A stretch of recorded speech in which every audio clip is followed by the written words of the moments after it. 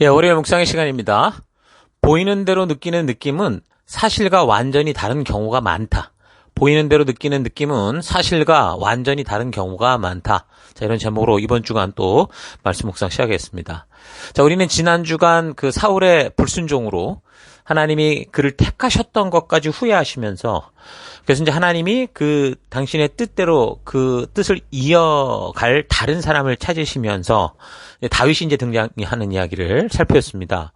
두 사람은 사실 똑같은 조건에서 부름을 받았고, 또 똑같이 부름을 받았을 때 성령으로 이제 기름 부음을 받았는데, 사울은 이제 그냥 성령이 아니라 악령이 그를 괴롭게 하는, 그러니까 하나님의 법도와 규례와 언약을 다 외면하고 자기 생각대로 살아가는 끝장판을 보여주고 있고, 반면에 다윗은 이제 시작하는 입장에서 이제 겸손했고 또 하나님께 전적으로 의탁된 어떤 모범적인 모습들을 보여주었죠. 그래서 하나님은 계속해서 그래도 뭐 사울에게 그 회개와 돌이킴의 기회를 계속 주셨는데, 근데도 사울은 이제 뭐 하나님이 다윗과 함께 하신다라는 어떤 사람을 찾으시는가라는 걸 분명히 보면서도 오히려 그 다윗을 죽이려고 하는, 거꾸로 말하자면 하나님을 죽이겠다라는 어떤 그런 불손한 삶을 멈추지 않죠. 그러니까 하나님이 세우신 질서와 법도와 규례를 무시하고 또 하나님과의 언약과 명령은 이제 귓등으로 듣고 예사로 무시해버리고, 그러니까 자기 생각대로 하는 거죠. 그래서 하나님의 말씀대로 살고자 하는 그런 사람들을 오히려 방해하고 심지어 막 죽이려고 하면서 자기가 필요할 때는 또 언제라도 하나님을 호출해내려고, 불러내려고, 이용하려고 하죠. 그래서 자기가 호출할 때 하나님이 즉각적으로 대답하고 자기 앞으로 와서 내가 원하는 것을 명할 때 그렇게 행하는 것을 그가 기대하며, 이것이 바로 마치 그 어떤 자기의 어떤 삶의 그런 길인 것처럼. 사실 그게 바로 하나님의 명령을 어기는 행위요. 그게 바로 이제 우상숭배였던 그런 삶을 살았던 거죠. 사울은 지금 하나님 나라를 대표하는 그 왕이라는 그 위치에서 예사로 하나님을 무시하고 자기 필요할 때만 하나님을 불러내서 사용하려는 그런 삶을 살게 됩니다. 그러니까 이런 사람들에게서 하나님의 뜻대로 바르게 서는 사람들은 어떻게 되겠어요? 원수가 되겠죠. 자기가 이미 왜곡된 길을 가고 있기 때문에 온전한 길을 가는 사람들을 싫어하고 미워하게 돼 있습니다. 자, 그래서 계속되는 19장의 이제 내용을 보면 사울이 그렇게 이제 다윗을 그래서 죽이려고 노골적으로 이제 이렇게 드러내는 그 마음과 그 생각이 막 겉으로 드러나는 그런 이야기들이 나오는데, 19장 1절부터 좀 읽어드리면, 사울은 자기의 아들 요나단과 자기의 모든 신하들이 듣는 데서 다윗을 죽이겠다고 말하였다. 사울의 아들 요나단은 다윗을 매우 좋아하고 있었으므로 다윗에게 이것을 귀뜸해 주었다. 나의 아버지 사울이 자네를 죽이려고 하니 나의 말을 듣게. 자네는 내일 아침 일찍 몸을 피하여 외진 곳으로 가서 숨어 있게. 자네가 숨어 있는 들로 아버지를 모시고 나가서 내가 아버지 곁에 붙어 다니다가 기회를 보아서 자네 일을 아버지께 여쭤보고 거기에서 있었던 일을 내가 자네에게 알려주겠네. 그러니까 사울의 생각 속에 들어온 그 그릇된 생각들을 결국은 사울 자신이 이제 받아들인 거죠. 처음에는 뭐 실수일 수도 있고 오해일 수도 있는데, 결국 그거를 그가 그 생각 속에서 받아들임으로 말미암아 스스로 이제 자기의 이제 일부가 돼버린 거죠. 그런 미움과 시기와 질투와 살인의 그런 생각들이. 그래서 다윗을 시기하고 죽이고자 하는 마음이 자기 아들 요나단을 비롯해서 모든 사람들에게 이제 다 드러나 보일 정도. 이제는 뭐 그게 떳떳한 것처럼 그렇게 이제 이야기를 하고 있었습니다. 지난주 금요일에도 나눴던 것처럼 이 생각이라는 거는 진정한 영적인 전투의 공간이라고 그랬죠. 하나님이 우리를 통해 말씀하시고자 한다면 당신이 만든 그 당신의 법칙을 따라 우리와 대화하셔야 되잖아요. 그게 이제 생각이라는 공간을 통해 우리와 대화하시는 그런 하나님이 만든 그런 장소인데, 그래서 이제 잠언 24장 23절에는 무릇 지킬 만한 것보다 더욱 너의 마음, 네 생각을 지켜라. 생명의 근원이 여기서 나는 거다. 이렇게 말씀을 하는 겁니다. 그러니까 성경 전체 이야기에서 바른 생각을 하는 것의 중요성을 굉장히 많이 강조하는 걸 볼 수 있어요. 신명기 15장 9절도 뭐라고 하냐면, 삼가 너는 마음에 악한 생각을 품지 말라 말하고, 신명기 32장 7절에는 옛날을 기억해라, 역대의 연대를 생각해라. 사무엘상 12장 24절에는 너희는 여호와께서 너희를 위하여 행하신 그 큰 일을 생각하여 오직 그를 경외하며 너희의 마음을 다하여 진실이 섬기라.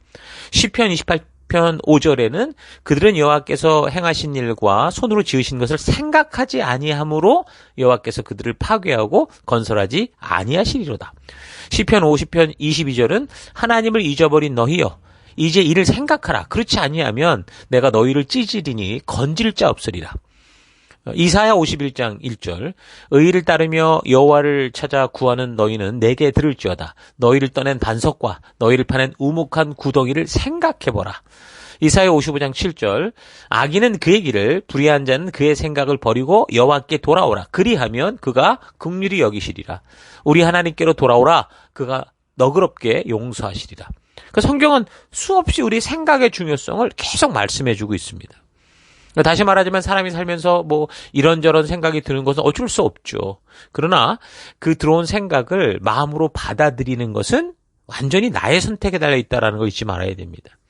그래서 나쁜 생각이 들어올 때, 또 부정적인 생각이 들어올 때, 지금의 이 사울처럼 남과 비교되고 비참한 생각이 막 들어오게 될 때, 그것을 마음으로 받아들여 품고 자꾸 곱씹고, 그래서 그 생각이 점점 뿌리를 내리고 나도록 하지 말고 즉시 털어버려야 된다라는 겁니다. 그러니까 사울은 동료의 다윗의 성숙한 믿음을 보면서 좀 자신을 되돌아보고 자신의 그 처음 겸손했던 때를 좀 생각하면서 자기를 좀 낮추고 그런 믿음의 어떤 그 선배된 길을 그렇게 걸어가는 게 아니라 부정적인 생각을 선택을 한 거죠. 그래서 그 생각을 마음에 품고 반복적으로 이제 다윗을 죽이겠다라는 생각으로까지 이제 그게 이제 뻗어나가는 겁니다.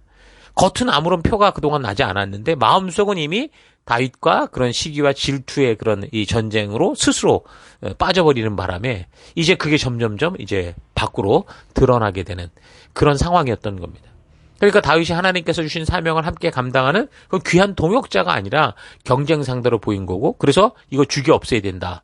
이걸 자꾸 곱씹으면서 그런 악한 생각을 키우고 스스로가 그 생각을 양육한 꼴이 된 거죠. 우리 안에 있는 이 흰 개와 검은 개가 있는데, 그러니까 이 사람은 검은 개에게 계속 그 미움과 시기의 양식을 먹인 거죠. 그래서 결국에는 그에게서 튀어나오는 생각과 말과 모든 것들이 이제 그 검은 사나운 미친 개와 같이 되고 만 겁니다. 그래서 시기와 질투라는 생각의 함정에 빠져서 다윗을 이제 적으로 판정해버리고 그렇게 생각하는 마음이 생기니까 이미 사울은 18장에서도 다윗에게 2번이나 창을 휘둘려서 죽이려고 그랬었잖아요. 심지어 자기 딸들을 막 미끼로 해서 다윗을 이제 블레셋 군대로 막 홀로 보내서 혼자 감당할 수 없는 그런 타스크를 주고 그걸 이제 죽이려고 했는데 오히려 다윗은 거기서 또 오히려 사울이 원하는 것보다 더 배로 막 이런 거를 계속 승승장구 해오는 그런 걸 계기로라도 어쨌든 다윗을 죽이려고 했던 겁니다. 그러니까 사울왕이 질투와 시기의 생각을 마음으로 그렇게 품게 되고 그거를 자꾸 잘하게 하니까 자신의 욕심과 욕망이 이제 결국은 그게 이제 자기의 목표가 된 거니까 그게 이제 이루어지기까지 아무런 충고도 들리지 않는 거죠. 그래서 자기 생각과 지금 내가 느끼는 것에 반대하는 사람은 다 적이고 반역이고 그렇게 단정해버린 상태가 됩니다. 사울왕은 그렇게 그릇된 판단으로 자기에게 참으로 충성스러운 신하일 수 있는 이 다윗을 노골적으로 이제 죽이려고 하면서도 자신의 행위가 마치 올바른 것처럼 착각을 하는 거죠. 그래서 자기가 지금 어떤 행동을 하고 있고 무슨 말을 하고 있고 왜 이런 싸움 속에 빠져들어가 있는지를 분별하지 못하는 상태가 되는 겁니다. 요즘 그 세상에도 이 뉴스를 통해 우리가 자주 접하듯이 유명한 목사가 재정이나 또는 어떤 성적인 것으로 무너지고 또 저명한 정치인이 그렇게 무너지고 또 교수나 훌륭한 교수나 선생들이 간음, 강간 이런 것들을 막 저지르고서 막 자기를 감추려 하고 많은 사람들이 벌이는 살인이나 이 강도 강간 사건들의 이 뿌리를 이렇게 잘 보다 보면 결국 이미 저들 안에는 그 미워하는 생각 또 음란한 생각을 곱씹고 반복하다가 그게 이제 마음으로 받아들여지게도 그러다 보니 그게 이제 어떤 식으로든 이제 행위로 드러나게 되는 거죠. 그래서 거짓말을 통해서라도 남을 죽여서라도 돈을 가지려고 하는 거고, 또 주체 못할 성욕을 어떻게 해서든 풀어내려고 욕정의 마음이 들어와 버리니까 그 욕심에 사로잡혀서 음란한 행위들을 하면서도 이게 마치 상대를 사랑해 주는 거고 배려하는 거고 헛짓거리들을 자꾸 하게 되는 거죠. 이런 사건을 벌이는 사람들의 경우 이미 생각 속에서 수없이 그것을 반복했던 거예요. 그래서 그 생각에 사로잡혀 있기 때문에 자신이 행하는 행동은 정당하다고 생각하는 그런 지경에까지 그 생각이 미친 거죠. 거기까지 이르게 된 겁니다. 그래서 그런 거짓된 생각을 그렇게 곱씹다 보면 그 욕심과 욕정이 이제 결국은 다 폭발해서 이게 자기도 모르게 이제 그 폭발에 나오는 것을 볼 수 있는 거예요. 그게 이제 우리가 뉴스나 여러 곳에서 접하는 그런 범죄의 현장인 거죠. 그러니까 자신이 완전히 바닥으로 떨어져서 이제 그 욕심과 욕정이 만천하에 드러나서 자신을 비롯한 남의 삶이 다 깨어질 때까지 계속해서 자신을 욕심과 욕망의 그 패망의 절벽으로 몰아세워가는 겁니다.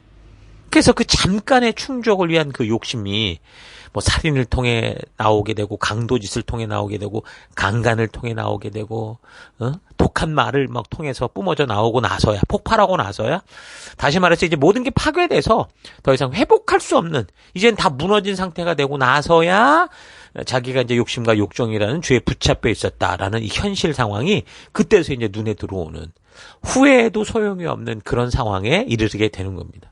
마찬가지로 하나님의 은혜를 잊고 자기 교만의 욕심에 빠져버린 이 사울의 눈에는 자기 생각을 반대하는 사람들이 전부 다 적으로 보였고 이 뭐 반역하는 반역자로 착각을 하는데 그래서 심지어 바른 영적인 가이드 하나님과의 통로가 되는 사무엘 선지자조차 이 망각을 하는 거예요. 이 사람이 지금 하나님과 나와의 어떤 통로가 되고 바른 말씀의 길에 서기 위한 굉장한 조언자가 될 수 있다는 걸 망각하고 그러니까 위협하게 되고 협박하게 되고 어떤 건수를 잡아서라도 죽여버리겠다라는 식이 되는 거죠. 그러니까 자기 생각에 맞지 않는 상대들을 향한 살인 충동에 이제 사로잡혀서 이제 막무가내로 그 상대가 누구가 됐든 내 생각과 다르면 다 죽이려고 쫓아다니고 이제 그런 행동을 하게 되는 겁니다. 이 사울 왕의 이런 행동은 하나님의 영, 그러니까 성령께서 나서서 직접 이 행동을 막아야 될 정도로 이 사람의 생각은 그릇된 시기와 질투의 생각에 불타올라서 눈에 뵈는 게 없을 정도였어요. 그래서 다윗이 그런 사울의 그 위협을 피해서 사무엘이 있는 그 라마라는 곳으로 가게 되는데 라마에서 만난 사무엘이 그를 데리고 이제 나옅이라는 곳을 피했다. 이런 소식을 듣고 사람을 보내서 다윗을 잡아오라고 그러는 거죠. 여기서 나옅이라는 거는 사무엘이 자신의 주변에 모이던 제자들을 수용기 위해 세운 어떤 공동체 생활하는 곳, 그러니까 기숙시설 같은 걸 가리키는 특수한 명칭이다. 그렇게 얘기를 하거든요. 그러니까 이거는 어떤 지명을 말하는 게 아니고 거주지, 함께 살아가는 공간 이렇게 생각하면 됩니다. 그러니까 이런 의미에서 나옅은 단순한 기숙시설 이상의 교육의 집 또는 선지학교라는 의미도 내포하고 있다. 이렇게 이제 주석은 얘기를 하죠. 그러니까 다시 말해서 하나님의 뜻이 분명하게 전달되고 교육되는 그런 곳, 그런 사람들이 함께 살아가는 곳. 그러니까 그곳이 어느 곳이 되었든 그러니까 분명히 하나님의 뜻이 거기선 저 달리 잘 들릴 수 있는 곳인데도 지금 사울의 눈에는 이게 지금 욕정이 가득 찼기 때문에 그게 어디가 되든 간에 지금 자기 욕심과 시기심에 사로잡혀서 하나님의 뜻을 들을 수 있는 그곳까지도 쫓아 들어가서 뭐 파괴를 하든 어찌하든 다윗을 잡아와라. 그러니까 사리분별을 못하고 있는 거죠. 그래서 이제 사람을 3번이나 그곳으로 보냈어요. 왜 그랬냐면 다윗을 그렇게 잡으러 갔던 이 사람들, 처음에 보내봤던 사람들이 아까 말씀드린 것처럼 이 성령께서 그들을 이제 막으시잖아요. 그러니까 성령의 강권적인 역사로 말미암아 다윗을 잡지 못했어요. 그러니까 이제 한 번 그런 얘기를 들으니까 또 다음 팀을 보내고 또 다음 팀을 보내고 말하자면 계속 그 암살단을 보내는 거죠. 그러니까 이런 현상을 통해 지금 내가 하나님의 뜻을 거스리고 있구나 이런 것을 깨닫는 게 아니라 오히려 나중에는 안 되니까 자기가 직접 가겠다는 거예요. 그래서 이기심과 시기심과 분노에 가득 찬 사울이 지금 눈에 보이지도 않는 그런 이 상황 막 뭐 그냥 사리 분별이 안 되는 그런 상황 속에 분에 차서 지금 또 사울이 직접 다윗을 잡겠다고 이 라마의 나효스로 가게 되는데, 그때 이제 또 성령께서 또 일하시잖아요. 사울까지 하나님의 영이 휘어잡아서 그를 뭐 계속 밤새도록 벌거벗고 예언하게 만들고 이런 식이었어요. 그러니까 하나님께서 사실 그렇게 안 하고 즉각적으로 그냥 심판해 버릴 수도 있는데, 그게 아니라 계속해서 사울에게 뭐라는 거예요. 회개하고 돌이켜 바르게 설 수 있는 기회를 하나님이 주시는 그런 인내의 사랑인 거죠. 그런데도 이기심, 질투심, 그러니까 욕심에 가득 찬 사울은 전혀 지금 바르게 판단이 안 되고 바르게 서지 못하고 계속 스스로 파멸로 몰아가는 것을 볼 수 있습니다. 그러니까 이 다윗을 잡으려고 보냈던 사람들이 뭐 성령으로 인해 뭐 예언을 했다 이런 얘기가 나오는데, 사실 뭐 예언을 했는데 뭘 했냐 이게 중요한 게 아니라 지금 성령께서 강권적으로 다윗을 지키시고 사울의 거짓된 것을 드러내셔서 바른 길로 돌아오게 하시고 있다라는 거를 우리가 잘 기억해야 됩니다.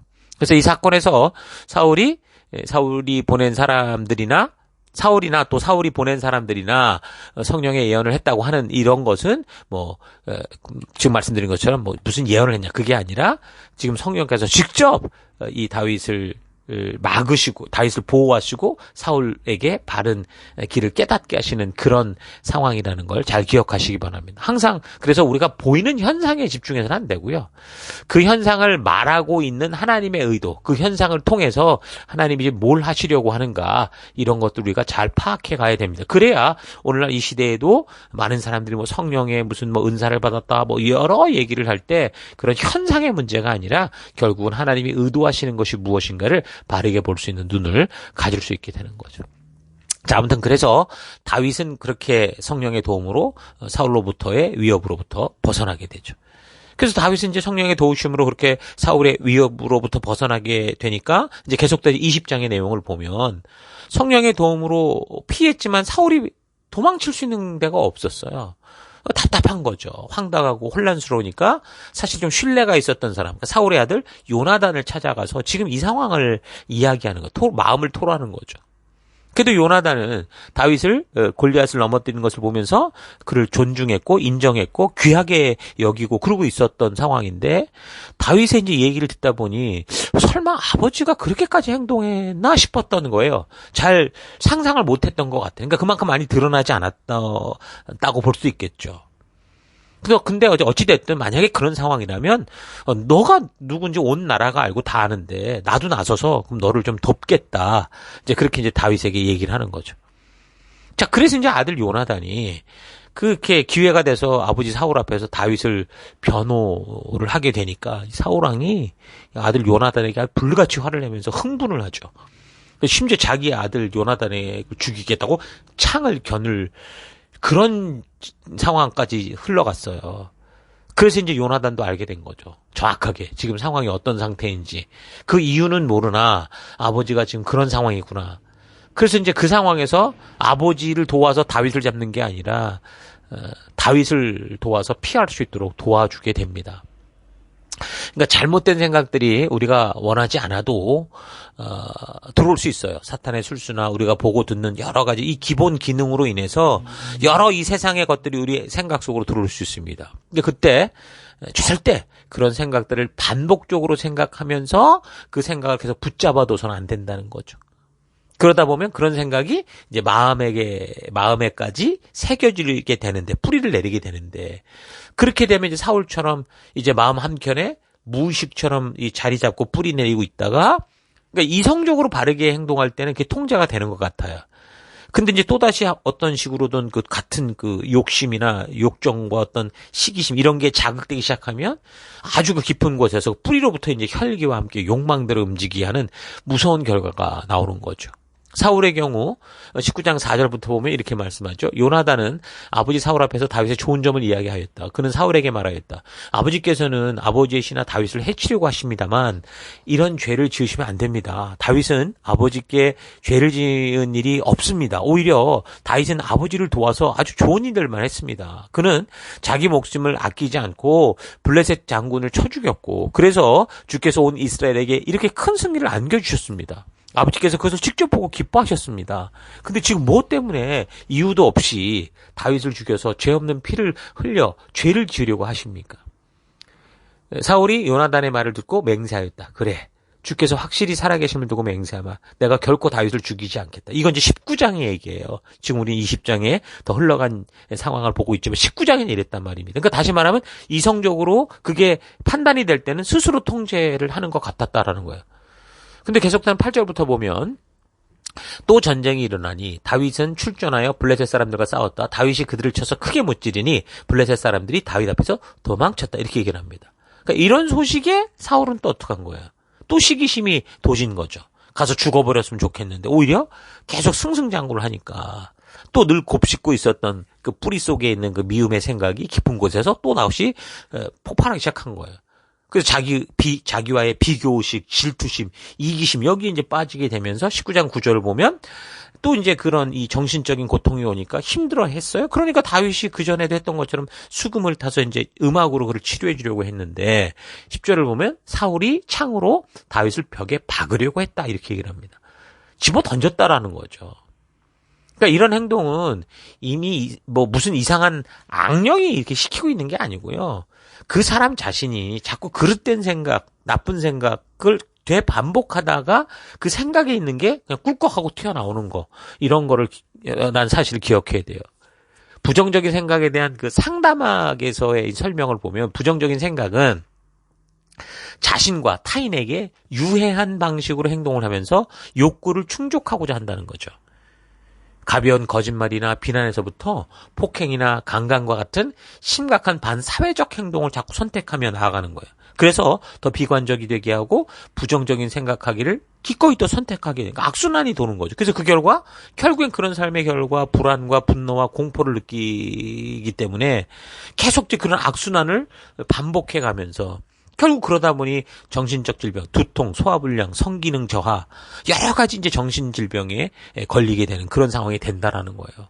이런 게 더 심각하게 발전하면 뭐 일시적인 쾌락과 통제감을 얻기 위한 어떤 자극을 자꾸 찾게 되는데 그래서 이제 알코올 중독에 빠진다든가 마약에 빠진다든가 또는 도박 중독, 쇼핑 중독 이런 식으로 이제 그런 데 의존하는 상태가 되는 거죠. 그래서 만성적 불행을 초래하는 심각한 상태에 이게 지금 있는 게 부정적인 생각이라는 거예요. 근데 쾌락은 즐거움의 욕구를 일시적으로 충족해 줄 수는 있을지 모르지만 또 다른 욕구를 좌절시키기 때문에 궁극적으로는 이게 온전한 이 회복을 주는 게 아니고 진정한 행복을 방해하는 그런 상황이 되게 한다는 거예요.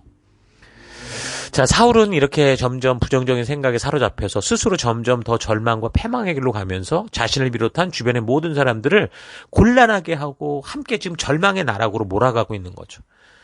이 왕이 이러니 더 큰 문제인 거예요.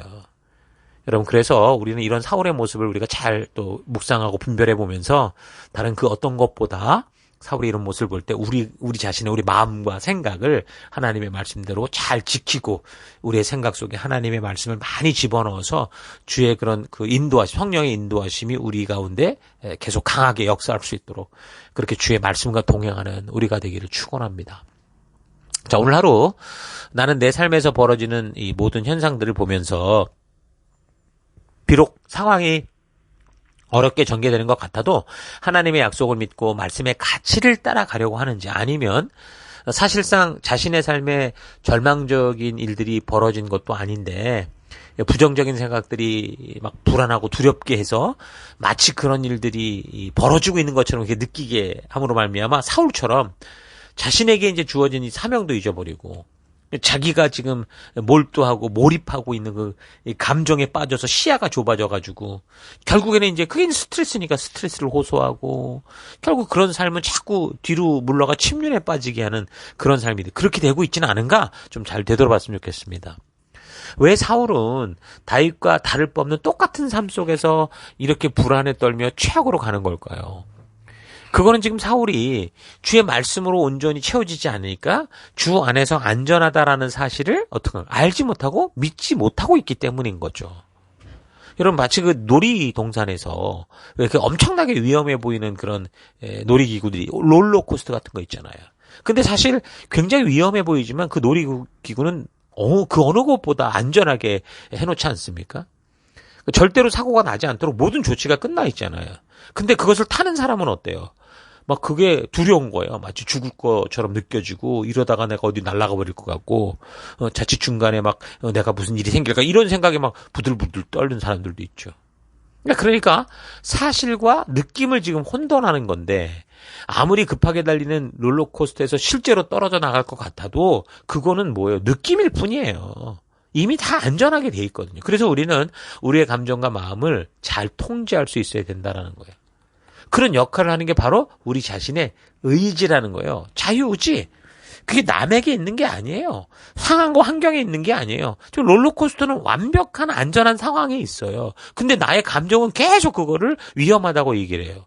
그게 아닌데 그렇다면 우리의 의지를 통해 이게 아니라는 사실을 받아들이고 그것을 우리가 즐길 수 있어야 되죠.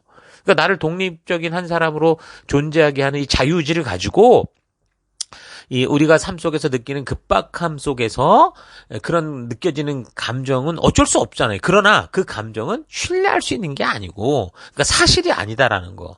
그래서 오직 하나님의 약속과 언약을 따라 살아계신 하나님이 말씀하신 것을 믿는 믿음으로 우리가 나아가야 된다라는 거죠. 우리는 정말 종이 한 장처럼 얇고 찢어지기 쉬운 존재일 수 있어요. 그러나 그런 종이라고 하더라도 생각해 보세요. 그 종이를 반석, 바위에 붙여놓으면 어떻게 돼요? 그러니까 반석 되시고 바위 되시는 하나님께 그 종이가 딱 붙어 있다면 결코 찢어지지 않잖아요. 안전하다는 말이죠. 이걸 잊지 말아야 되는 거예요. 그래서 다윗같이 믿음으로 사는 방법은 그렇게 위험하게 느껴지는 느낌을 없다고 생각하는 게 아니라 없어 이게 아니고요. 골리앗을 보며 그런 느낌을 느낄 수밖에 없지만 그것은 감정과 느낌일 뿐이고 사실은 하나님께서 약속하신 것을 반드시 지켜주신다. 그래서 이 갈렙과 여호수아 같은 경우도 저 땅에 있는 사람들 우리 메뚜기 같은 우리가 메뚜기가 아니라 우리의 밥이다라고 말하는 그런 상황이 되는 거죠. 그래서 그런 믿음을 여러분 선택하며 살아가는 그게 이제 성도인 여러분과 저의 사명인 겁니다. 삶인 겁니다. 여러분 각자의 삶의 현장에서 그래서 내가 강한 척하며 사는 그런 존재가 아니라 하나님의 언약과 약속은 반드시 이루어진다라는 믿음을 가지고 나는 약하고 나는 연약하지만 그러나 그래서 내 감정과 느낌이 주는 것보다 진리의 말씀 그 약속이 주는 하나님의 신실하심을 따라 하나님이 주신 이 자유의지를 가지고 여러분의 삶 속에서 말씀 따라 승리하며 믿음의 길을 걸어내는 여러분 될 수 있기를 주의 이름으로 축원합니다. 자, 오늘 하루도 힘내십시오. 잠시 기도하겠습니다. 하나님께서는 언제나 변함 없으셨고 신실하셨는데 그런 하나님께서 약속하시고 언약하신 그 마음을 믿지 못하고 내가 보고 들으며 느끼는 것을 더 신뢰해서 하나님의 인도하심을 거절하고 그 결과가 어떻게 되든지 지금 당장 내 느낌에 만족하기 위한 그런 삶을 살아왔던 것을 회개합니다. 성경과 역사를 통해 하나님께서 얼마나 신실한 분이신가를 확실히 알고 믿음으로 우리 현실에서 다가오는 실제로 이루어지지도 않는 그런 일들에 대해 불안하게 느끼는 이 느낌과 감정 여기를 따르지 않고 더더욱 하나님의 말씀의 가치대로 약속대로 하나님이 주신 의지를 가지고 의지적으로 믿음을 선택하며 나아가는 내가 되기를 원합니다. 내 생각의 터 안에 거짓된 사탄이 주는 생각들을 채우는 그런 삶이 아니라 우리 주의 말씀과 약속을 가득 채워서 그 어떤 상황과 환경 속에서도 다윗처럼 그 사망의 음침한 골짜기 속을 걸어가게 되어도 오직 우리 주를 신뢰함으로 적군 속을 달리고 적의 성벽을 뛰어넘어가는 그런 우리가 되기를 내가 되기를 원합니다. 하나님 그 길로 인도하실 것을 기대합니다.